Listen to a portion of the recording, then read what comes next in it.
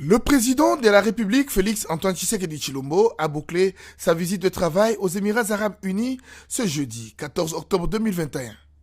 C'est par l'aérodrome présidentiel de Dubaï que le chef de l'État a pris son vol retour pour Kinshasa après un séjour fructueux dans la Fédération des Émiratis.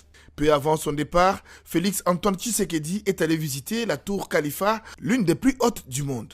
La tour Khalifa est l'œuvre du consortium Emaar, le pilier de l'immobilier dans les Émirats Arabes Unis et qui a signé la plupart des gratte-ciel de Dubaï ainsi que d'Abu Dhabi. Emaar figure parmi les sociétés émiraties qui ont signé les protocoles d'accord avec le gouvernement congolais, particulièrement dans les domaines des infrastructures et de l'habitat. Lors de sa visite à la tour Khalifa, le président de la République a pu admirer les prouesses technologiques et architecturales ayant concouru à l'érection de cet immeuble de 150 étages qui semble flirter avec le ciel. Pour rappel, le président Tshisekedi a séjourné dans les Émirats Arabes Unis dans le cadre d'une visite officielle au cours de laquelle il a participé au Global Business Forum Africa, l'un des événements majeurs prévus au programme de l'Expo Dubaï 2020.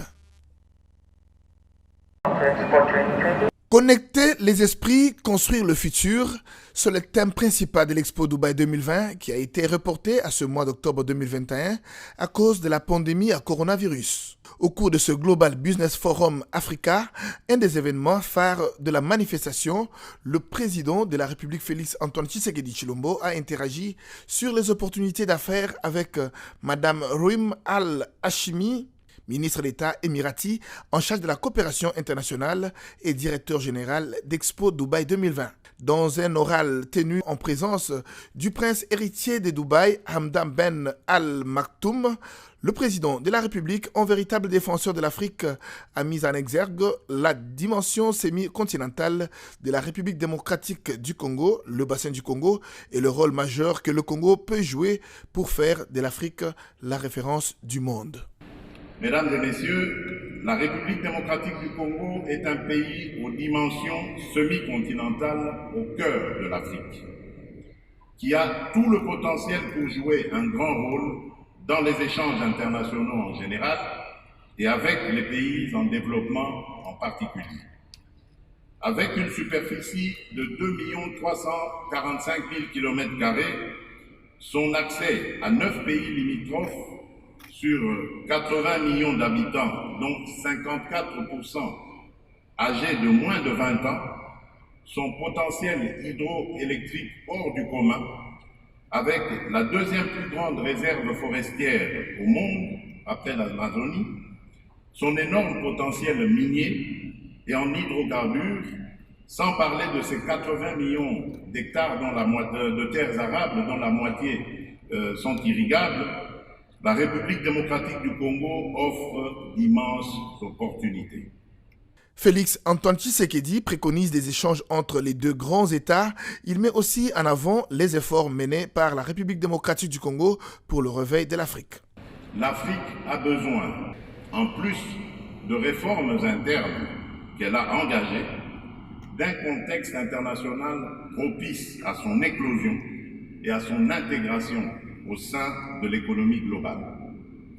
Ce contexte n'est toutefois pas encore suffisamment favorable aux aspirations de l'Afrique.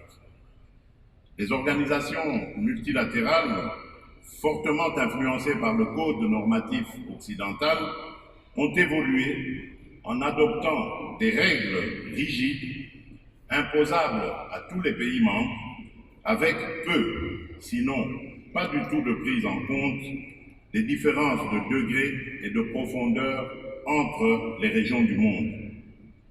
C'est aussi la raison pour nous, en Afrique, d'apprécier les regroupements qui se constituent de plus en plus entre les pays africains et les autres régions en développement, de même que nous apprécions les nouvelles formes de partenariat que ces regroupements impliquent.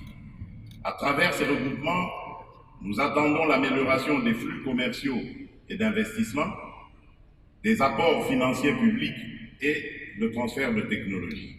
Le président de la République, qui se faisait accompagner par les membres du gouvernement et la délégation de la Fédération des entreprises du Congo, a procédé juste après son intervention à la visite des stands jusqu'au pavillon où les entreprises du Congo exposent durant cet événement où des entreprises et PME congolaises font leur marketing. C'est la première exposition universelle organisée dans la région du Moyen-Orient, Afrique et Asie du Sud. Elle marque le 50e anniversaire de la fondation des Émirats Arabes Unis. Expo Dubaï 2020, un espace de partage d'une vision durable du développement de la planète au service des générations actuelles et futures.